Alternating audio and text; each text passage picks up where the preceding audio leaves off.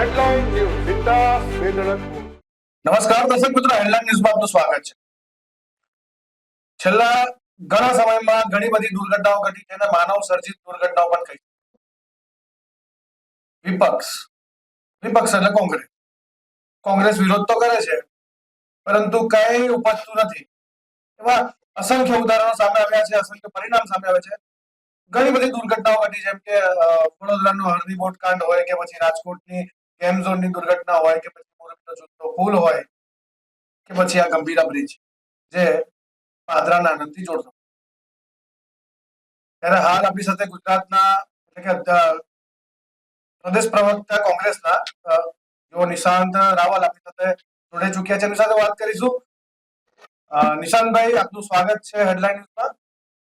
નિશાંતભાઈ, ઘણી બધી દુર્ઘટનાઓ અત્યાર સુધી ઘટતી હોય છે, ત્યારે કોંગ્રેસ વિરોધ તો કરતી હોય છે, જનતાને ન્યાય આપવાની કોશિશ પણ કરતી હોય છે, પરંતુ ક્યાંક ને ક્યાંક નિષ્ફળ જતી હોય છે કોંગ્રેસ. શું કહેવા માંગશો? વિરાજભાઈ, સૌપ્રથમ તો જે આ ભારતીય જનતા પાર્ટી મેડ ડિઝાસ્ટર એટલે કે એક્ટ ઓફ ફ્રોડની જે આ ઘટના બની છે એને અમે સખત શબ્દોમાં વખોડીએ છીએ. આજે 21 થી વધુ ગુજરાતના નાગરિકોએ, વડોદરાના નાગરિકોનું અપમૃત્યુ થયું હોય, હું અપમૃત્યુ શબ્દ વાપરું છું કારણ કે આ મેન મેડ ડિઝાસ્ટર હતો.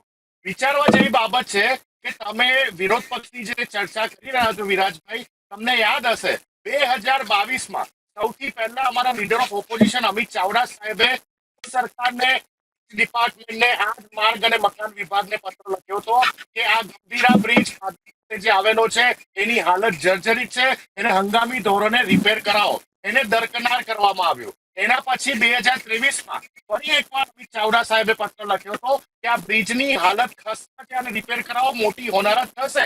તેમ છતાં સરકાર સુધરી નહીં. તેના સ્થાનિકોએ છે, તેના સ્થાનિકો વિશે ચર્ચા કરી છે.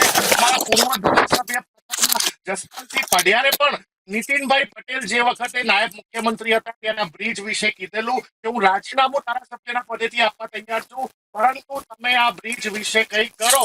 અરે વિરાજભાઈ, મારે સ્પષ્ટ કેવું છે કે તમને કોંગ્રેસ પાર્ટી જોડે પ્રોબ્લેમ હોય તો અમે સમજી શકીએ.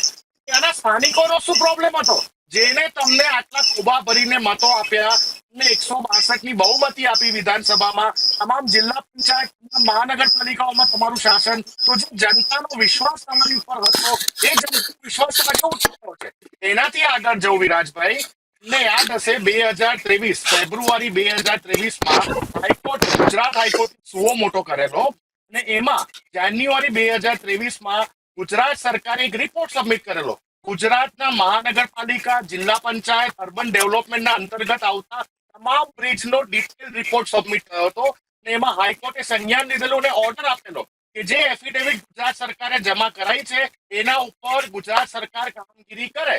તો પછી તમે હાઈકોર્ટનું પણ ના સાંભળ્યું, સ્થાનિકોનું પણ સાંભળ્યું. છે કે વિરોધ પક્ષ તરીકે તમે એમને પસંદ નથી કરતા. અમે જે પણ ગુજરાતની જનતા અથવા વડોદરાની જનતાની સુખાકારી માટે મુદ્દા ઉપાડીએ છીએ તમે એને દરકનાર કરો છો. જે લોકોએ તમને મત આપ્યા એમનું તો સાંભળો. એટલે તમે વિચારવા જેવી બાબત કે આ જે બ્રિજ 2025માં કલેપ્સ થાય છે વિરાજભાઈ, આ જ બ્રિજની મરમ્મતની કામગીરી ગયા વર્ષે 2024માં કરવામાં આવી. આવી કયા મરમ્મતની કામગીરી મરમ્મત કર્યા પછી પણ આ બ્રિજ કલેપ્સ થઈ જાય? ગુજરાતમાં તમને યાદ હશે વડોદરામાં 2023 લાંબો ગણા ફ્લાયઓવર એની સેફટી વોલ તૂટી. ત્યારે મેં જાતે મ્યુનિસિપલ વડોદરા મહાનગરપાલિકાને પત્ર લખ્યો હતો કે વડોદરાના અંતર્ગત આવતા તમામ બ્રિજ, તમામ બાંધકામનો સેફટી રિપોર્ટ અને સ્ટ્રક્ચરલ ઓડિટ રિપોર્ટ તમે પબ્લિક કરો. તમે મ્યુનિસિપલ કોર્પોરેશનની અને સરકારની વેબસાઇટ ઉપર મૂકો. 2023ના એ પત્રનો પણ મને આજ સુધી જવાબ નથી આપ્યો. અને ગઈકાલે પરમ દિવસે તમે જોયું કે વડોદરાના કલેક્ટર શ્રી તમામ બ્રિજની ચકાસણી કરવા નીકળ્યા. એટલે આવી દુર્ઘટનાઓ વારંવાર થાય પછી તમારે ચકાસણી કરવાની, આવા ભ્રષ્ટાચાર પછી ચકાસણી કરવાની. સડકથી લઈને સચિવાલય સુધી, ગામથી લઈને ગાંધીનગર સુધી બાજીનું શાસન ચાલી રહ્યું છે. જે બ્લેકલિસ્ટ થયેલા કોન્ટ્રાક્ટ હોય છે એને પણ, તમે તો વડોદરાથી છો, હું પણ વડોદરાથી છો વિરાજભાઈ, આપણે જાણીએ છીએ કે બ્લેકલિસ્ટ થયેલા કોન્ટ્રાક્ટરોને કરોડના કામ સોંપી દેવામાં આવતા હોય છે. સરકારે શું કર્યું? આજે ન્યૂઝમાં જોવા મળ્યું હેડલાઇન ટુડેના માધ્યમ દ્વારા કે સરકારે 4 લાખની સહાય ચૂકવી દીધી જે મૃતકો હતા એમને, અને જે ગંભીર રીતે ઇજાગ્રસ્ત હતા 50,000 રૂપિયા. એટલે વિરાજભાઈ, મારી અને તમારા જીવની વેલ્યુ માત્ર 4 લાખ રૂપિયા.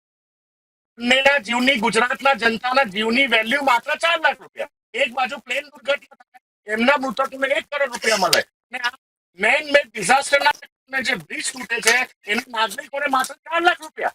શું મજાક કરી રહી છે ગુજરાત સરકાર? અને અમે વિધાનસભામાં તો અમે અનેકો વાર અનેક સમસ્યાઓ વિશે ચર્ચા કરી. અને વિરાજભાઈ, મારો જે મેઇન ક્વેશ્ચન હતો તેના ઉપર આવું કે વિરોધ પક્ષનું સાંભળતું નથી.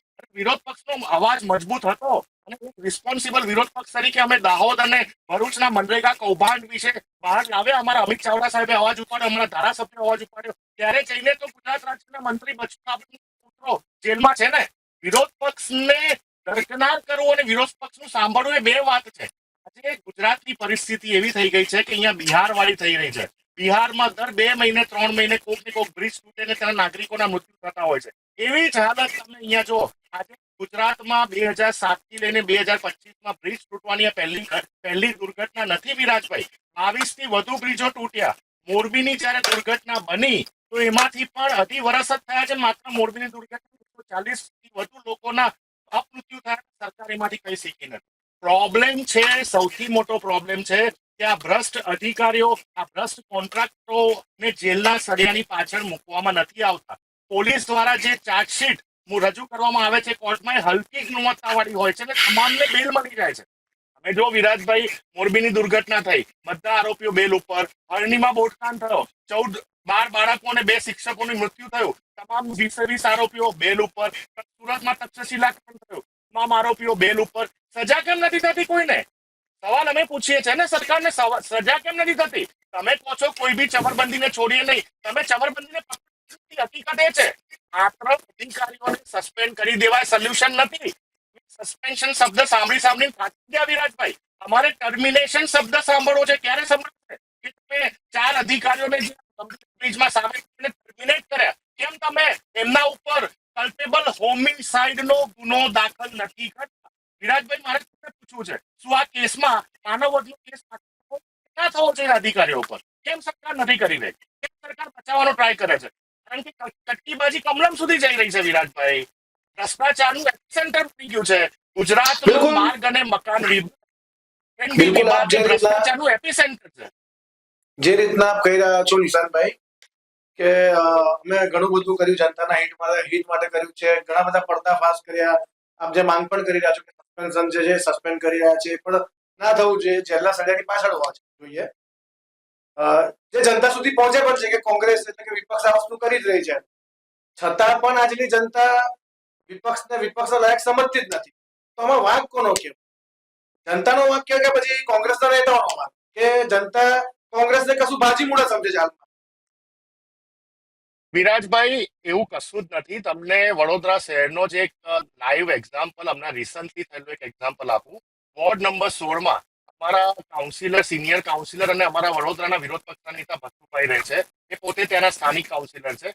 ત્યાંના સોસાયટીના ઇસ્યુ, ત્યાંની સોસાયટીના ગટરના એક ઇસ્યુના કારણે એ સ્થાનિકોને, જે ભાજપના કાર્યકર્તાઓ પણ એમાં સામેલ હતા, એ લોકોનું એમની જ પાર્ટીના લોકો સાંભળતા નતા. વડોદરાના કોઈ ધારાસભ્ય સાંભળતા નથી. સાંસદ એમની કઈ દરકનાર કરી, અને એ વ્યક્તિઓનું થોડું જયારે ભત્તુભાઈ પાસે આવ્યું, અને ભત્તુભાઈ જયારે એમાં ઇન્વોલ્વ થયા, માત્ર 48 કલાકમાં કામગીરી થઈ કે નથી થઈ વિરાજભાઈ? પોતે રિપોર્ટિંગ કરેલું છે, તમે પોતે હેડલાઇનના માધ્યમ દ્વારા બતાવેલું છે. એકમાત્ર ભથ્થુભાઈ છે એ કોંગ્રેસ નથી. કોંગ્રેસને જૂથબંધી એટલે કે કહેવાય કે જે સંપ હોય ને, સંપ. નિશાંતભાઈ, જે પ્રકારે જનતા અમારી પાસે સવાલ લઈને આવતી હોય ને, જે જનતા અમને સવાલ પૂછતી હોય કે આ રીતનું થઈ રહ્યું છે, બહારની જે માહિતી અમારા સુધી પહોંચતી હોય, એમાં એવું જાણવા મળે છે કે કોંગ્રેસની અંદર અત્યારે હાલ સંપ જ નથી. જો એક સાવરણીનું પીછું ઘરમાં તૂટ્યું હોય ને, તો એ કચરો બની જાય. અને જો બધા પીછા ભેગા હોય તો એ સાવરણી એટલે કચરો સાફ. એટલે એ સવાલ છે કે જનતા હાલ જે કોંગ્રેસ છે એને માનતી જ નથી. કોંગ્રેસના વિપક્ષ લાયક જ નથી. એને લઈને શું કહેવાય? વિરાજભાઈ, તમે જૂથબંધીની વાત કરી, અને જૂથબંધીની ચરમસીમા તો ભારતીય જનતા પાર્ટીમાં છે ને વિરાજભાઈ. લેટર કાંડના કારણે કમલમમાં જે CR પાટીલ સાહેબની વિરુદ્ધ લેટર કાંડ થયો, એમાં પ્રદીપસિંહ વાઘેલાને કેમ ઘર ભેગા કરવામાં આવ્યા? કેમ વડોદરાના 2 મોટા નેતાઓના પદ છીનવી લેવામાં આવ્યા? અને યાદ હશે અમરેલીમાં શું થયું? પાયલ ગોટી, એક પાટીદારની છોકરી, એના પગે પટ્ટા મારવામાં આવ્યા. કેમ? કારણ કે ભારતીય જનતા પાર્ટીના નેતા નોકરી કરતા, એમને કહેવામાં આવ્યું કામગીરી એમને કરી, અને અંદર ભારતીય જનતા પાર્ટીના જૂથવાદના કારણે દીકરી ઉપર આ રીતે શોષણ કરવામાં આવ્યું. આ તો જૂથ સૌથી મોટી ભારતીય જનતા પાર્ટીની છે. અમે તો વિરોધ પક્ષમાં છે. 30 વર્ષથી અમે વિરાજભાઈ સત્તા નથી જોઈ. તેમ છતાં તમે જો કે કોર્પોરેશન થી લઈને ગાંધીનગર સુધી અમારા જેટલા પણ તમામ નેતાઓ છે, આજે તમે છેલ્લા 72 કલાકનો રિપોર્ટ જોઈ લો. દરેક જિલ્લામાં વિરોધ પક્ષના અમારા કાર્યકર્તાઓ દરેક જિલ્લામાં રોડ, ખાડા અને બ્રિજ માટે આંદોલનના માર્ગે છે. તમામ જગ્યાઓ પર તમે જો કે જ્યાં કચરો હોય છે, ગટરની વાત થતી હોય છે, રોડની વાત થતી હોય છે, જ્યારે અમારા કાર્યકર્તાઓ ત્યાં આંદોલન કરે છે, એના 48 કલાકમાં જનતાને રિઝલ્ટ જોવા મળે છે કે કામ કરી સરકાર અધિકારીઓનું નાક અને કામ ભારતીય રાષ્ટ્રીય કોંગ્રેસના કાર્યકર્તાઓને ભાજપ કરતા વધારે સારી રીતે આવડે છે વિરાજભાઈ. અને એના અસંખ્ય ઉદાહરણો હું તમને આ વરસાદની સિઝનમાં જ આપી શકું છું. જ્યાં જ્યાં અમારા આંદોલન થયા છે ત્યાં 48 કલાકની અંદર સરકાર કોર્પોરેશન, જિલ્લા પંચાયતના લોકોએ ત્યાં કામ ચાલુ કરવી પડી છે. અમે જનતાલક્ષી પાર્ટી છે. અમે ક્યારે પણ એવું નથી બોલતા કે અમે 24/7 ચૂંટણીના મોડમાં છે. જૂથબંધીની જે વાત છે વિશાલભાઈ, મહત્વનું છે. જૂથબંધીની જે વાત છે એમાં તો કોંગ્રેસની તો અત્યારે એક જૂથબંધી એવી છે કે જે કોંગ્રેસને તોડવા પાછળ પડી છે. ઉદયની જેમ ખોદરી કાઢી છે કોંગ્રેસ. એ જૂથબંધીને તોડવા માટેનું કોઈ ફોર્મ્યુલા વિસ્તારવાળી સમજાવજો. વિરાજભાઈ, હમણાં હાલમાં તમને ખબર હશે, સૌ પ્રથમ વખત રાહુલ ગાંધીજીના કહેવા મુજબ એક પાયલોટ પ્રોજેક્ટ ગુજરાત ખાતે શરૂ થયો, સંગઠન સર્જન અભિયાન. અને જેમાં તમે જો કે તમામ પ્રમુખોની આખી સેન્સ પ્રક્રિયા થઈ. 43 જિલ્લાઓના પ્રમુખો, જેમાં શહેરના પ્રમુખોનો પણ સમાવેશ થાય છે, એનું અમે ગઠન કર્યું અને કમિટીના રિપોર્ટના આધારિત માત્ર 1.5 મહિનાની અંદર તમામ પ્રમુખો ગુજરાત કોંગ્રેસને મળ્યા છે. એટલે તમે જો વિચારવા જેવી બાબત છે. બિલકુલ, હું એક વાત સ્વીકારું કે રાહુલ ગાંધીજી સ્પષ્ટપણે બોલ્યા હતા કે ગુજરાત કોંગ્રેસમાં 2 નેતાઓ છે, એક રેસના ઘોડા અને એક લગનના ઘોડા. પણ સાથે સાથે કામગીરી પણ ચાલી રહી છે ને ઉપર. એઆઈસીસી અમારું જે નેતૃત્વ છે, દિલ્હીનું નેતૃત્વ છે, એના દ્વારા એ કામગીરી પણ ચાલી રહી છે. છાટકની કરવાની, ફિલ્ટરિંગ કરવાની આખી પ્રોસેસ ચાલી રહી છે. દરેક વાતમાં સમય લાગે. આજે જયારે 30 વર્ષથી શાસન ના હોય વિરાજભાઈ, ત્યારે કાર્યકર્તાઓની માનસિકતા, કાર્યકર્તાઓની મેન્ટાલિટી કેવી હોય એ તમે પણ સમજી શકો છો. છતાં પણ અમારા કાર્યકર્તાઓને જયારે પ્રધાનમંત્રીજી વડોદરામાં આવતા હોય કે ગુજરાતમાં ગમે ત્યાં જતા હોય, અમારા કાર્યકર્તાઓને ક્રાઇમ બ્રાન્ચ વાળા પકડી જતા હોય, એસઓજી વાળા પકડી જતા હોય, આખી રાત એ લોકોને પોલીસ સ્ટેશનોમાં રાખી મૂકતા હોય, મેન્ટલ ટોર્ચર કરતા હોય. અમે જો કે સાયબર ક્રાઇમના ખોટા કેસ કરી દેવામાં આવતા હોય. મારા પ્રદેશના એક મહામંત્રી ઉપર સાયબર ક્રાઇમનો હમણાં મહિના પહેલા ત્યાં સીઆઈડી ક્રાઇમ ગાંધીનગર એમને રાત 3 વાગે ઉચકી ગઈ. એમના ઉપર સાયબર ક્રાઇમનો ખોટો કેસ કર્યો. હાઈકોર્ટમાંથી કેસ ઉપર સ્ટે આવી ગયો. એટલે અમે તમામ સ્ટેજ ઉપર જયારે લડત આપતા હોઈએ, જેલોમાં પણ જવાની તૈયારી દાખવતા હોઈએ, એવા સમયે મેન્ટલ ઇસ્યુઝ થતો હોય છે વિરાજભાઈ. કચાસ ક્યારે છે? અડીખમ તો લડી આટલું રહ્યા બધું કર્યા પછી કચાસ ક્યારે છે કે જનતા કોંગ્રેસને સ્વીકારવા તૈયાર નથી? નહીં, કહેવાનો વિષય એ છે કે જ્યારે ગુજરાતની જનતા ભોળી છે પરંતુ મૂર્ખ નથી. પરંતુ વારે વારે એવા મુદ્દા, જ્યારે પણ કોર્પોરેશનની ચૂંટણી હોય કે વિધાનસભાની ચૂંટણી હોય કે લોકસભાની ચૂંટણી હોય, એવા મુદ્દા ભાજપ દ્વારા ગુજરાતમાં લાવવામાં આવતા હોય છે. ભારતીય જનતા પાર્ટી ગુજરાતને પોતાની લેબોરેટરી સમજીને બેઠી છે. જે મુદ્દાઓને જનતાના કામો સાથે કોઈ લેવા દેવા નથી હોતા, અને જનતા જો એ વિષયને લઈને ભારતીય જનતા પાર્ટીને મત કરે છે, તો અમે દરેક સ્તર ઉપર જનતાને સમજાવીએ છીએ કે તમારા ખાડાથી લઈને તમારા રોડ રસ્તા, તમારી સ્થાનિક સમસ્યાઓનું નિવારણ માટે દિલ્હીનું નેતૃત્વ નથી આવવાનું, દિલ્હીમાં બેઠેલા 2 સાહેબો નથી આવવાના. એટલે આવા અવેરનેસ પ્રોગ્રામો પણ અમારા દ્વારા કરવામાં આવતા હોય છે. પરંતુ અગેન એન્ડ અગેન તમને હું બિલકુલ એક સ્પષ્ટ વાત કરવા ક્યાંક ને માંગુ છું ક્યાંક કઈ કચાસ રહી એવું લાગે છે. ક્યાંક ને જે પણ કોઈ ક્યાંક કાચું રહી જતું હોય, કાચું કપાતું હોય. હું ફરી એક વાત કહું કે જ્યાં જ્યાં પણ જે ચૂંટણી હમણાં વિસાવદર અને કડીની વિધાનસભાની બાય ઇલેક્શન વિસાવદર અને કડીની બિલકુલ બિલકુલ હું એના પર જ આવું છું કે વિસાવદર અને કડીમાં અમારી હાર થઈ. ઇનફેક્ટ કડીમાં અમારા જે ઉમેદવાર હતા, શોર્ટ ટાઈમની અંદર 60,000 થી વધુ મતો લાવવામાં પણ અમે સફળ થઈ.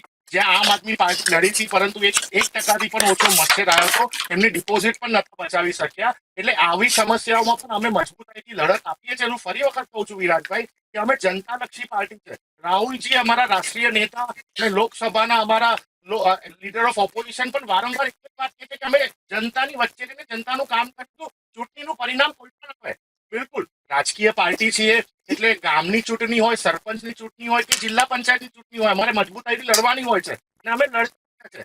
આ વખતે છેલ્લા 5 વર્ષનો ભારતીય જનતા પાર્ટીનો શહેરથી લઈને સંસદ સુધીનો જે ભ્રષ્ટાચાર આપણને જોવા મળ્યો છે, એમાં બિલકુલ હવે જનતા ત્રસ્ત થઈને બેઠી છે, જનતા રાહ બેઠી છે કે ક્યારે એ પોતાના મતાધિકારનો ઉપયોગ કરે અને ભારતીય જનતા પાર્ટીના આ ભ્રષ્ટાચારી શાસનને ગુજરાતમાંથી તમામ સ્થળેથી ઉખાડી ફેંકે. કારણ કે ભ્રષ્ટાચારની ચરમસીમા થઈ ગઈ. લોકોને ખાડાના કારણે મૃત્યુ થાય, લોકોને રખડતા ઢોરના કારણે લોકોના મૃત્યુ થાય. તમે જો કે આપણા શહેરમાં જે ડમ્પરો ઇલીગલ સમયમાં ફરતા હોય છે અને એના કારણે અસંખ્ય યુવાઓના મૃત્યુ થતા હોય, જનતા નથી સાચી રહી. અહીંયા બિલકુલ અયોધ્યાવાળી, હું તમને ખૂબ જ રિસ્પોન્સિબલ ભારતીય રાષ્ટ્રીય કોંગ્રેસના પ્રવક્તા તરીકે હું કહેવા માંગુ છું કે વડોદરામાં બિલકુલ અયોધ્યાવાળી થવા જઈ રહી છે આગામી ચૂંટણીમાં.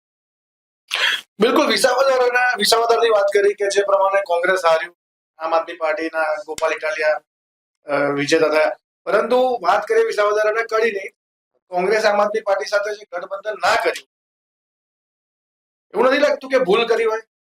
અને એને લઈને જે જસ્ટિફાઈ જે કરશો એ કયા પ્રકારે કરશો? ના ના વિરાટભાઈ, ગઠબંધનનો એક રૂલ હોય છે, ગઠબંધનનો એક ધર્મ હોય છે. ત્યારે બે પાર્ટીની વચ્ચે ગઠબંધન થતું હોય છે ત્યારે એ બંને પાર્ટીઓની વચ્ચે જે સમજૂતી થતી હોય છે એ દરેક પાર્ટીના પોતાના નેતૃત્વ અને પોતાના કાર્યકર્તાઓની ક્ષમતા ઉપર થતું હોય છે.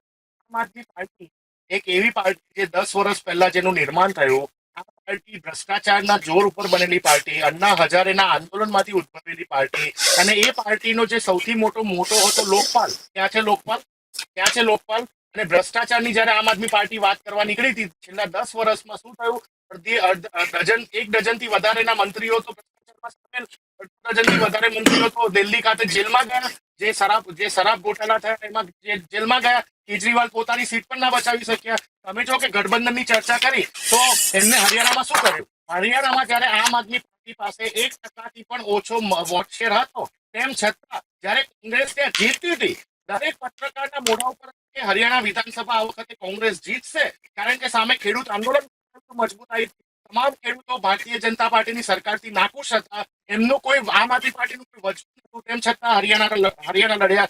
2022ની વિધાનસભાની ચૂંટણીમાં શું થયું? એમનું ગુજરાતમાં તમામ ગામો, તમામ શહેરોમાં, જિલ્લાઓમાં વજૂદ નહોતું, તેમ છતાં બધી સીટો હર્યા. એટલે આમ આદમી પાર્ટી તો ભારતીય જનતા પાર્ટીની ટીમ છે, સાબિત થાય છે. અને રહો ગઠબંધનનો સવાલ, તો જ્યારે અહીંયા ગુજરાતમાં અમે તો મોટી તરીકેની ભૂમિકા ભજવી લોકસભામાં, 2024ની લોકસભામાં એમને ભાવનગર અને ભરૂચ બે એવી સીટો માંગી કે જ્યાંથી કોંગ્રેસના નેતાઓ, અમારા શક્તિસિંહ ગોહિલ સાહેબ હોય, અમારા અહેમદ પટેલ હોય, એમનું લોકોની જનતા સાથેની ભાવનાઓ જોડેલી હતી. તેમ છતાં મોટા મને અમે એમને 2 લોકસભા, એ લોકો બિલકુલ નેગેટિવ રિઝલ્ટ લાયા. બલકે ગુજરાતમાં ભારતીય જનતા પાર્ટીને સંસદમાં 26માંથી 26 સીટો રોકવામાં તો કોંગ્રેસે કામગીરી કરીને અમે 1 સીટ લાવી. અમારી માટે ખુશીની વાત છે કે અમારા માટે દરવાજા ખુલ્લા થાય. ત્યારે એવા સમયે વિસાવદરમાં હજી તો ચૂંટણી જાહેર નથી થઈ વિરાજભાઈ, અને ગોપાલ ઇટાલિયાને તમારા ઉમેદવાર તરીકે 2 મહિના પહેલા તમે કોંગ્રેસને પૂછ્યા કર્યા વગર, કોંગ્રેસ જોડે વાતચીત કર્યા વગર, ડાયલોગ કર્યા વગર તમે ડિક્લેર કરી દો. આ કયો ગઠબંધનનો ધર્મ છે? તમે જ્યારે અમારા ઉમેદવારને ડિક્લેર કરો છો અને પછી અમારા નેતાઓને મળવા આવો છો કે મળવા આવવાની માંગ કરો છો કે તમે કડીમાં અમે નહીં ઉભા રાખીએ, તમે વિસાવદરમાં તમે ના ઉભા રાખો, આવી રીતે ગઠબંધન ના હોય. આવી રીતે ગઠબંધન ના હોય. આમ આદમી પાર્ટી દરેક રાજ્યમાં માત્ર ને માત્ર કોંગ્રેસને ડિસ્ટર્બ કરવાનું કામગીરી કરે છે. કોંગ્રેસનું જે વોટ શેર છે એને તોડવાની કામગીરી કરે છે. ભારતીય જનતા પાર્ટીના ઈશારે ચાલે છે. હમણાં વચ્ચે તમે આમનું સ્ટેટમેન્ટ સાંભળ્યું હશે, જે ઉમેશ મકવાણા, આમ આદમી પાર્ટીના જે ધારાસભ્ય, જેમને આમ આદમી પાર્ટીમાંથી તમામ પદો ઉપર રાજીનામું આપ્યું, એમને સ્પષ્ટપણે વિરાજભાઈ કીધેલું છે કે આમ આદમી પાર્ટી માત્ર ને માત્ર Bharatiya Janata party sponsored party છે. ભારતીય જનતા પાર્ટીએ ફેંકેલા પૈસા ઉપર જીતે છે, લડે છે, ચૂંટણી લડવા નીકળે છે અને કોંગ્રેસને હરાવવાની કામગીરી કરે છે. તો કોંગ્રેસના પણ કેટલાક નેતાઓ ભાજપમાં જોડાયા જ છે, એને લઈને શું કહેશો? ના, એ અલગ મુદ્દો છે. કોંગ્રેસના નેતાઓ ભાજપમાં જોડાય છે, એની માટે તો સૌથી મોટો ડરનો માહોલ ભારતીય જનતા પાર્ટી માટે છે. આજે ગુજરાત કેબિનેટમાં તમે જોઈ લો, અડધો ડઝનથી વધુ જ્યારે કોંગ્રેસના નેતાઓ ભાજપમાં જોડાતા હોય છે, રાજીનામું આપીને જ્યારે કોંગ્રેસના નેતાઓ ભાજપમાં જોડાતા હોય છે, ત્યારે પણ તો એવી વાતો વહેતી થાય છે કે ક્યાંક ને ક્યાંક પૈસા લઈને નેતા ભાજપમાં જોડાય. એને લઈને શું? નહીં વિરાજભાઈ, અમે તો સ્વીકારીએ છીએ કે ભારતીય જનતા પાર્ટીની સામે લડવું, અને 30 વર્ષથી જયારે અમે ઓપોઝિશનમાં હોઈએ ત્યારે તમારું મન અને તમારું દિલ મક્કમ હોવું જોઈએ. કોંગ્રેસના કાર્યકર્તાનું દિલ અને મન, એનું દિમાગ મક્કમ હશે તો જ ભારતીય જનતા પાર્ટીની તાનાશાહી, ભારતીય જનતા પાર્ટીની ગુંડાગીર્દીની સામે તમે લડી શકવાનો છો. જે વ્યક્તિઓના હૃદય અને એવા કોંગ્રેસના નેતા પછી એ લોકો લાલચ માં આવીને ભારતીય જનતા પાર્ટીના વોશિંગ મશીનમાં જઈને એકદમ સરસ મજાના સફેદ થઈને આવે છે. પરંતુ સિચ્યુએશન તો ડેન્જરસ ભારતીય જનતા પાર્ટીની છે. અત્યારે ભારતીય જનતા પાર્ટી ચિંતામાં છે કે એમની ત્યાં બે કાર્યકર ભાજપના કોંગ્રેસ ભાજપના. તમે જો મંત્રી પદ આપી દે, રાજ્યસભાના સાંસદ બનાવી દે, લોકસભાની ટિકિટ આપી દેવામાં આવે તો ભારતીય જનતા પાર્ટીના કાર્યકર્તાઓ શું કરશે આખી જિંદગી? માત્ર ને માત્ર નેતાઓ માટે ખુરશીઓ સાફ કરશે, રોડ ઉપર બેનરો લગાવવા નીકળશે, ઝંડા બાંધવા નીકળશે. આ ભારતીય જનતા પાર્ટીની એમની પાર્ટીમાં લેવલ બચી ગયું છે.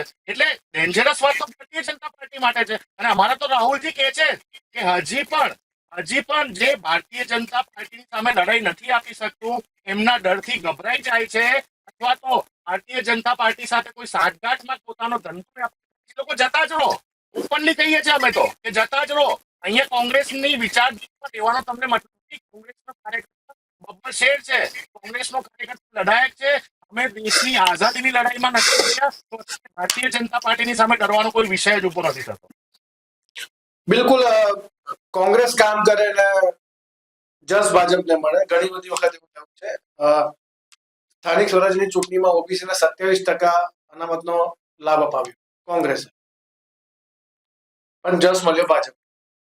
શું કારણ હોઈ શકે? ક્યાં કચાશ રહી? જૂથવાદીની કચાશ તો નથી.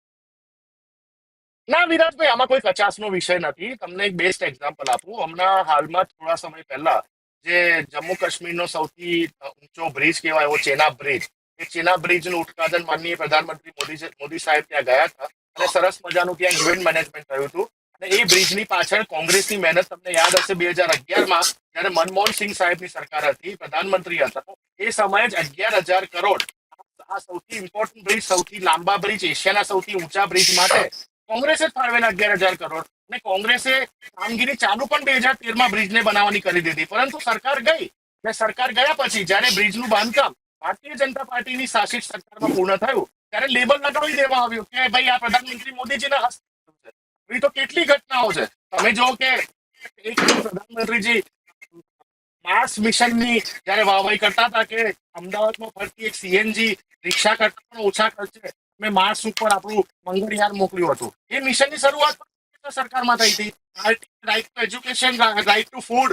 આજે દેશમાં જયારે 80 કરોડ લોકોને મફતમાં અનાજ આપવામાં આવે છે 140 કરોડની આબાદીમાંથી, એટલે ઓલમોસ્ટ દેશની 50%થી વધુ આબાદીને મફતમાં જે અનાજ આપવામાં આવે છે એ પણ કોંગ્રેસની દેન છે ને.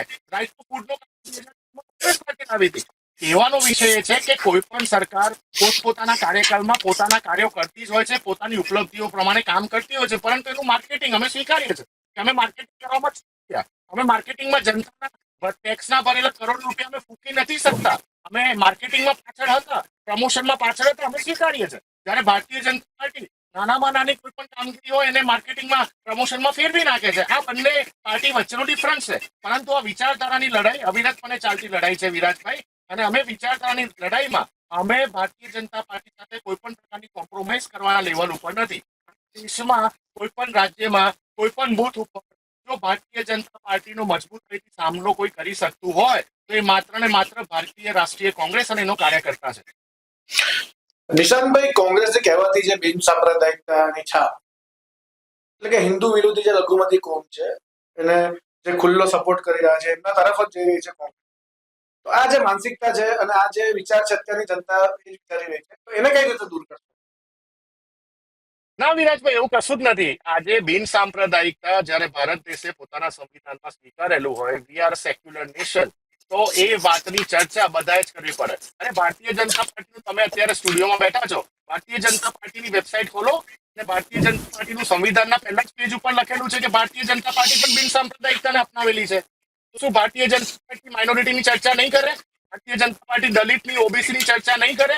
માઇનોરિટીમાં મુસ્લિમ ધર્મ થોડી આવે છે વિરાજભાઈ. માઇનોરિટીમાં શીખ આવે છે, જૈન આવે છે, કેટલી કેટલી જાતિઓનો માઇનોરિટીમાં સમાવેશ થતો હોય છે. શું ભારતીય જનતા પાર્ટીમાં એ લોકો કાર્યરત નથી? હિન્દુ વિરોધી લઘુમતી બિલકુલ કોમને છે. લઈને આ ચર્ચાની વાત છે કે હિન્દુ વિરોધી જે લઘુમતી કોમ છે એના તરફ કોંગ્રેસ વધારે ઝૂકે છે.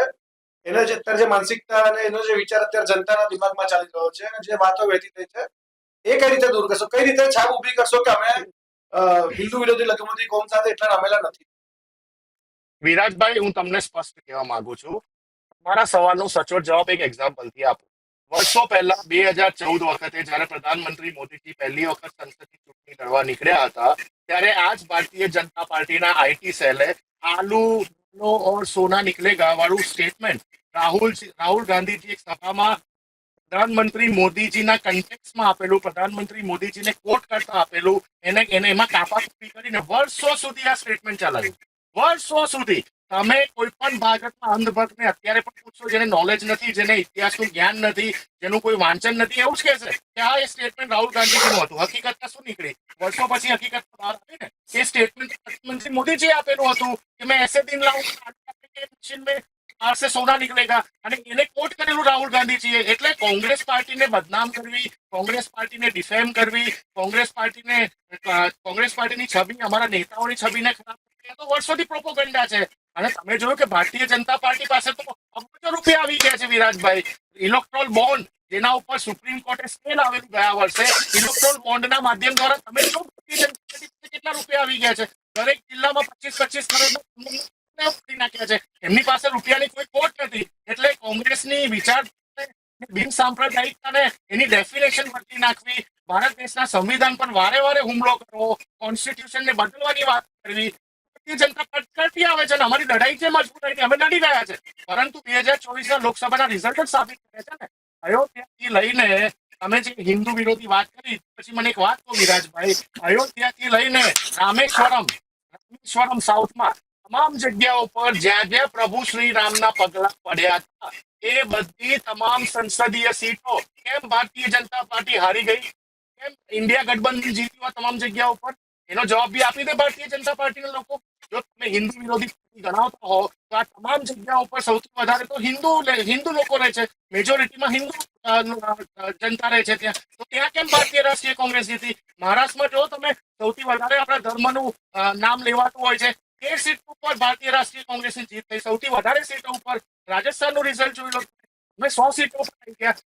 ખાલી પ્રોપોગંડા છે અને હવે પ્રોપોગંડા ચાલવાનો નથી. કારણ કે જનતાને રોજગારી જોઈએ છે, જનતાને મોંઘવારીથી નિજાત જોઈએ છે, જનતાને ડોલરનો ભાવ વધી ગયો છે, પેટ્રોલ ડીઝલના ભાવ ઓછા કરાવવા છે, જનતાને બેઝિક નીડ જોઈએ છે, 2 ટાઈમ ચોખ્ખું પાણી જોઈએ છે, પોતાના ઘરની બહાર નીકળે ખાડા વગરની સારો રોડ જોઈએ છે. જનતાની ડિમાન્ડ છે. જનતાને કોઈ તમે જેટલું પણ જનતાને એક ધર્મને બીજા ધર્મ જોડે લડાવવાની કોશિશ ભારતીય જનતા પાર્ટી કરશે, એ પછી ગુજરાતની જનતા હોય કે પછી વડોદરાની જનતા હોય, કોઈ સ્વીકારવા વાત નહીં. આ પ્રોપોગન્ડાને કોઈ સ્વીકારશે નહીં. કોંગ્રેસ આ જીર્ણોદ્ધાર માટે આપની કોઈ થિયરી ખરી? કારણ કે અત્યારે તો કોંગ્રેસ ઘૂંટણી હોય એવું લાગે છે, વિપક્ષ એવું કંઈક લાગતું જ નથી. કારણ કે જયારે વિરોધ થાય છે. ના વિરાજભાઈ, તમે વડોદરાની વાત કરીએ તો વડોદરામાં ખાડોદરા દર્શન યાત્રા એ તમે લગભગ પત્રકારિતામાં આટલા વર્ષોથી જો તમે પહેલી વખત જોયું હશે કે સંગઠન સર્જન અભિયાન પછી જે જિલ્લાઓમાં અમારા નવા પ્રમુખોની નિમણૂક થઈ છે, દરેક જગ્યા ઉપર કોંગ્રેસ એગ્રેસિવલી કામ કરી રહી છે, જનતાના પ્રશ્નોને લઈ જઈ રહી છે રોડ ઉપર. સુરતમાં પણ તમે જો કે જે રીતે ખાડા મહોત્સવના નામે અમારા કાર્યકર્તાઓએ ત્યાં ગરબા કર્યા હતા, એક અનોખો વિરોધ કર્યો હતો, એની પણ બહુ સરાહના થઈ. વડોદરામાં પણ તમે જુઓ કે દરેક વોર્ડ વાઇઝ જે રીતે ખાડોદરા યાત્રા નીકળે છે, તો સ્થાનિકો પણ અમારી સાથે જોડાઈ રહ્યા છે. અને રહ્યો સવાલ ગુજરાત કોંગ્રેસનો, તો અમે અમારા નવા પ્રમુખનું નિમણૂક થોડાક જ સમયમાં થઈ જવાનું છે. 3 પેનલના નામો ત્યાં દિલ્હી ખાતે નક્કી થઈ ગયા છે. એના પછી ગુજરાત કોંગ્રેસમાં પણ એક નવો જુસ્સો આવશે, નવી અમારી કમિટી બનશે. અહીંયા વડોદરામાં પણ તમામ જિલ્લાઓમાં ગુજરાતમાં નવી કમિટી બનશે. એટલે આ કોર્પોરેશન ને જિલ્લા પંચાયતની ચૂંટણી અમે સિરિયસલી લઈએ છીએ. સાથે સાથે રાહુલ ગાંધીજી પણ જાતે, અમારા મલ્લિકાર્જુન ખડગે સાહેબ પણ જાતે ગુજરાતને ખૂબ જ સિરિયસ નોટ ઉપર લઈ રહ્યા છે. રાહુલ ગાંધીજીએ તો સંસદમાં પ્રધાનમંત્રી મોદીની સામે પડકાર આપી હતી કે 2027માં હમ આપકો ગુજરાત હરાને જા રહે હૈ. અને એની માટે માળખું બની રહ્યું છે. ગુજરાત ખાતે રાહુલ ગાંધીજીની જે છેલ્લી 5 થી 7 વિઝિટ શોર્ટ ટાઈમની અંદર, માત્ર વર્ષની અંદર તમને વિઝિટ જોવા મળી, એ પણ ઘણા બધા કારણો છે. એટલે જીર્ણોદ્ધારની વાત નથી. ગુજરાત કોંગ્રેસના કાર્યકર્તાઓમાં ફરી એક નવો જુસ્સો આવે અને કોન્ફિડન્સ આવે, એની માટે એઆઈસીસીના અમારા તમામ નેતાઓ કાર્યરત. ક્યાંક ને ક્યાંક એવું નથી લાગતું કે યુવાઓને ચાન્સ આપવો જોઈએ? કારણ કે કોંગ્રેસની વાત કરીએ, ઘણા બધા નેતાઓ છે, પ્રતિભાવક નેતાઓ છે, કે દાખલા તરીકે મનોહરભાઈ પટેલ છે, લલિત કગથરા છે, ડોક્ટર હેમાંગ વસાવડા છે, ઊંઝા વંશ છે, અને ઘણા બધા નેતાઓ છે. અને રાહુલ ગાંધી વાત કરી રહ્યા છો તો રાહુલ ગાંધીના હિસાબે આપણે જોવા જઈએ એમની ભાષામાં કે લંગડા ગોળા અમુક રેસમાં છે અને અમુક ફ્રન્ટમાં ઉભા છે. તો જે રેસમાં છે એ કામના છે ખરા, અને જે ફ્રન્ટમાં ઉભા છે એ ક્યારે રેસમાં આવશે?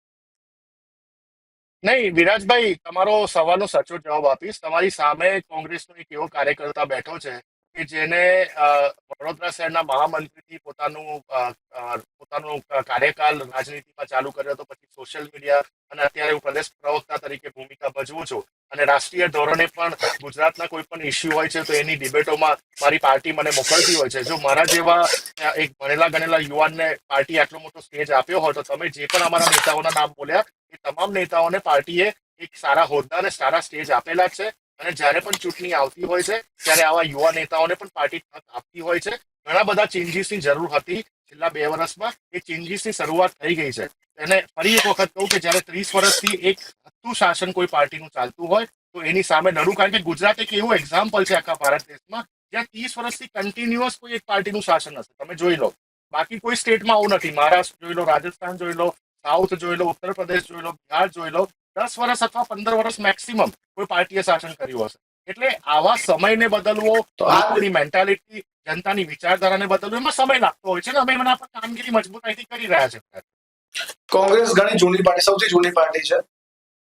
આમ આદમી પાર્ટી જે બિલકુલ તળી આવી ગઈ, પાછો યુટર્ન વાગ્યો. કોંગ્રેસનો સમય ક્યારે આવશે? કોણ ઊભું થશે ગુજરાતમાં અને ક્યારે ઊભું થશે કે કોંગ્રેસને ફરીથી ઘૂંટણીયાથી રેસમાં દોડતી કરે? ના, બિલકુલ વિરાજભાઈ, તમે 2002 થી લઈને 2024ની લોકસભાની ચૂંટણીઓ સુધી તમે જોઈ લો કે જ્યારે પ્રધાનમંત્રી મોદીજી ગુજરાતના મુખ્યમંત્રી હતા, 12 વર્ષનો એમનો અહીંયા કાર્યકાલ રહેલો છે, એવા સમયમાં પણ કોંગ્રેસની વિધાનસભામાં 60 થી 70 સીટો આવી છે. કોંગ્રેસનું હંમેશા જે માર્જિન કહેવાય 40%ની આસપાસ રહ્યો છે અમારો વોટશેર. અમે સ્વીકારીએ છીએ કે 2022માં આમ આદમી પાર્ટી જે રીતે ભારતીય જનતા પાર્ટીની સોપારી લઈને કોંગ્રેસને તમામ જગ્યાઓ પર હરાવવાનો પ્રયાસ કર્યો ને અંતશઃ એ લોકો એમાં સક્સેસફુલ પણ ગયા. પરંતુ ત્યાર પછી આમ આદમી પાર્ટી જે રીતે તૂટી, આમ આદમી પાર્ટીના સારા સારા નેતાઓ જે લોકો વિધાનસભામાં 40 થી 50 હજાર મતો લાવ્યા હતા એ અત્યારે ભારતીય રાષ્ટ્રીય કોંગ્રેસની સાથે છે. કારણ કે એમને શોર્ટ ટાઈમમાં ખબર પડી ગઈ કે આમ આદમી પાર્ટી માત્ર ને માત્ર ભાજપના ઈશારે કામ કરી રહી છે.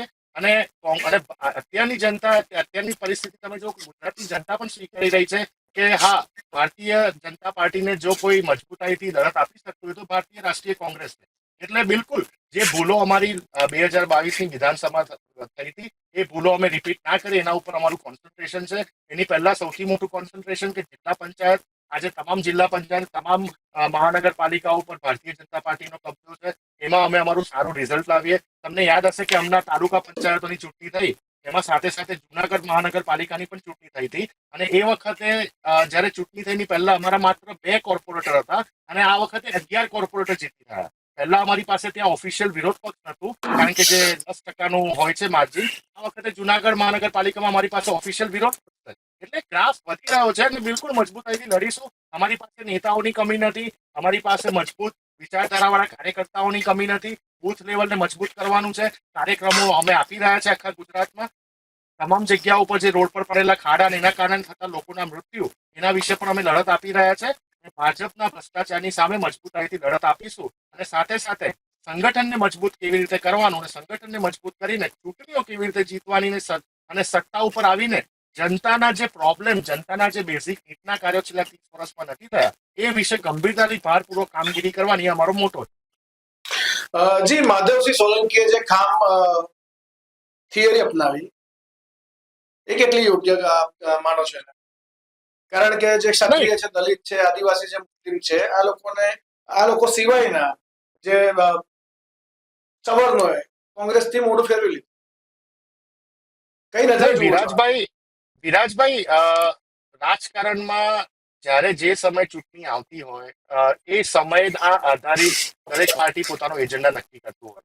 ભારતીય રાષ્ટ્રીય કોંગ્રેસનો 2019ની લોકસભામાં કોઈ એજન્ડા અલગ હતો. 2017ની વિધાનસભામાં તમને ખબર છે કે તમામ જગ્યાઓ પર જ્યારે આંદોલન હતા, પાટીદાર સમાજ નાખુશ હતો, ઠાકોર સમાજ નાખુશ હતો, ઓબીસી સમાજ નાખુશ હતો, દલિત સમાજ નાખુશ હતો. એ સમયના પાર્ટીના એજન્ડા કંઈક અલગ હતા. 27માં જયારે વિધાનસભાની ચૂંટણી આવશે ત્યારે પાર્ટીના એજન્ડા અલગ હશે. એટલે પાર્ટીના એજન્ડા જે બનતા હોય છે કરંટ પોઝિશનના આધારિત અને ભૂતકાળમાં થયેલી ભૂલો આધારિત હોય છે. એનું એક મોટું એનાલિસિસ થતું હોય છે, એની પાછળ એક કમિટી બનતી હોય છે. એટલે એ વિશે લોંગ ચર્ચા તો હું નહીં કરી શકું, પરંતુ હા ચોક્કસ હું તમને કહેવા માંગીશ કે કોર્પોરેશન અને જે જિલ્લા પંચાયતની ચૂંટણી છે એમાં તમામ વર્ગ, તમામ વર્ણના લોકો, તમામ જાતિ અને તમામ ધર્મના લોકો જે ઓબીસીની રિઝર્વ આ વખતે 27% ઓબીસી રિઝર્વ આવ્યું છે એ આધારિત સારા ઉમેદવારો ઉતારવા, પછી એક બ્રાહ્મણ જ્ઞાતિના હોય કે ક્ષત્રિય જ્ઞાતિના હોય કે દલિત હોય કે ઓબીસી હોય કે આદિવાસી હોય, તમામ સમીકરણોને સાથે કેલ્ક્યુલેટ કરીને જ અમે ઉમેદવારો આપીશું અને ટ્રાય કરીશું કે જનતાના પ્રોબ્લેમ ત્યાં મજબૂતાઈથી જીતી શકે. એક છેલ્લો સવાલ છે, આપના મતે ગુજરાતને કઈ કોંગ્રેસની જરૂર છે? ગાંધીવાદી કોંગ્રેસ કે પછી સરદારવાદી? ગુજરાત કોંગ્રેસ બંને અમાર બિલકુલ ગુજરાત કોંગ્રેસ અમારા બંને નેતાઓને હંમેશા એમની વિચારધારા અને એમની જે આઈડિયોલોજી છે એને સાથે રાખેલું છે. મહાત્મા ગાંધીજી પણ ભારતીય રાષ્ટ્રીય કોંગ્રેસના નેતા હતા.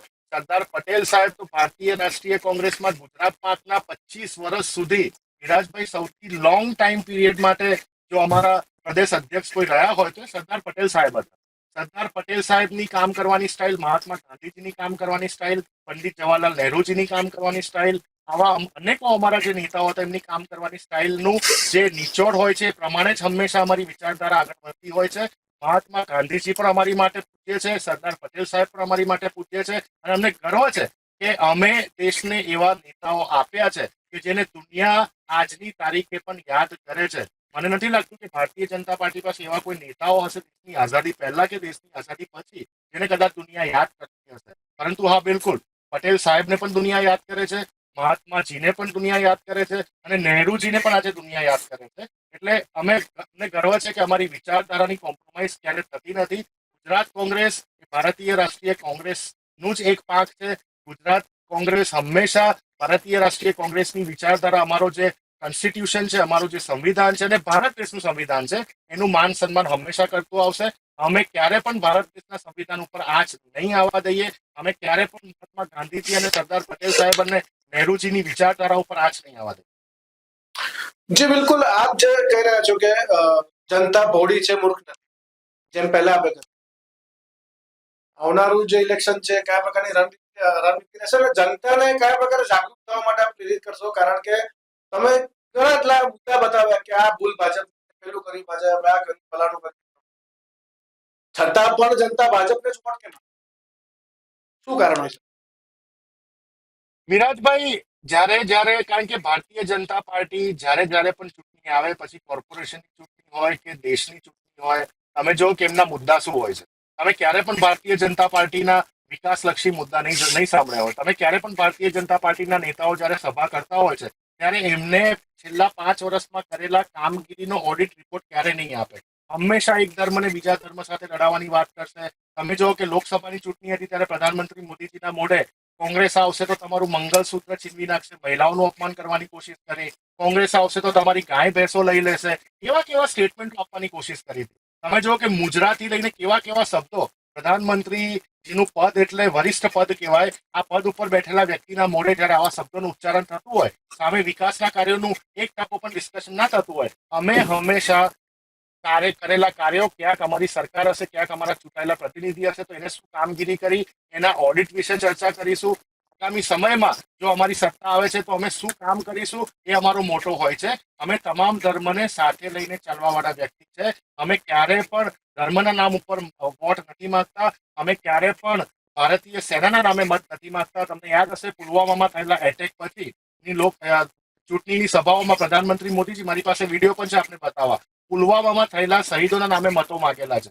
આ કલ્ચર ક્યારે પણ ભારતીય રાષ્ટ્રીય કોંગ્રેસ નથી. હા બિલકુલ વિરાજભાઈ, અમે ક્યાંક કોઈ જગ્યાઓ પર ચૂંટણી હારી શકીએ છીએ, પણ ફરી વખત કહું છું કે ભારત દેશના બંધારણ અને જે સેક્યુલર આપણે અપનાવ્યો છે, જે બિન સાંપ્રદાયિકતા આપણે અપનાવી છે, એમાં બાંધછોડ ક્યારે પણ અમે ચૂંટણી જીતવા માટે નથી કરતા. અમારો મોટો ખાલી ને ખાલી જનતાલક્ષી કામો, જનતાને પોતાના દુઃખ દર્દમાંથી કેવી રીતે બહાર કાઢવાના, પછી એ સામાન્ય ગ્રામ પંચાયતની ચૂંટણી હોય, કોર્પોરેશનની હોય, જિલ્લા પંચાયતની, વિધાનસભાની હોય કે સંસદની હોય, દરેક જગ્યા ઉપર અમે આ સ્ટાઇલથી લડીએ છીએ અને પર્ટિક્યુલરલી કોર્પોરેશનની જિલ્લા પંચાયતમાં તમે જે કીધું કે તમારી રણનીતિ શું હશે, તો આઈ ડોન્ટ થિંક સો કે રણનીતિ અમે ટીવી માધ્યમ દ્વારા અમે ડિસ્કસ કરી શકીએ. અમારી રણનીતિ હશે, મજબૂત હશે બિલકુલ, પરંતુ જે મુદ્દાઓ હશે જનતાલક્ષી મુદ્દાઓ. બિલકુલ, હેડલાઇન ન્યૂઝ સાથે જોડાવા માટે આપનો ખૂબ ખૂબ આભાર. ફરીથી મળીશું, ત્યાં સુધી વિરામ.